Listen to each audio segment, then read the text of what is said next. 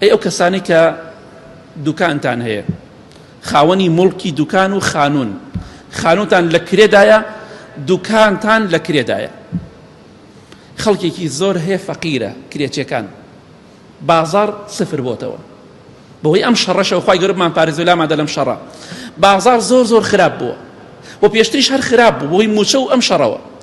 بۆیە داواتان لێ دەکەم ئەوەندەی لە دەستان دەرئەچێت، ئەگەر پارەی مانگێکیان لێ نەسێنن یاخود یارمەتێکی کرێچەکان بدەن، ئەوانەی کە توانایان نییە، هەیە کرێچە و کێشەی نییە، من باسی کەسێک دەکەم کە توانای نییە.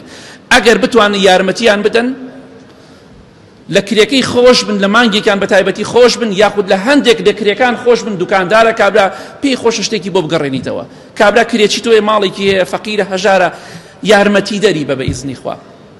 وەڵڵا لای خوای گەورە بزر نابێ.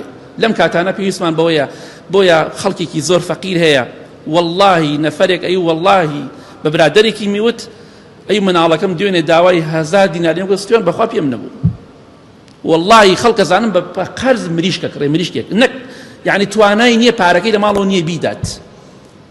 بۆیە ئەگەر بتوانن یەک خاڵێکی زۆر گرنگە زەکاتەکانتان ئەتوانن زەکات هێشتا مانگی ڕەمەزان نهاتۆتەمە باقی بێ. بەپێی حەدیث پێغەمبەری خوا صلی الله عليه وسلم دروستە و سونەتە هەندێک جار زەکات پێشخەی. ئێستا ئەتوانی بۆ منە چەند ملیۆنێک دەرکەی ئەوەی کە پارەی هەیە، ئەو مانگی ڕەمەزان ئەوە ملیۆن زەکاتم دەرکرد بۆ مانگی ڕەمەزان، پێشی خەن بۆ ئێستا، بۆ ئەم کاتە بۆ خەڵک زۆر زەرورە، خوا پاداشتی خێتام دات.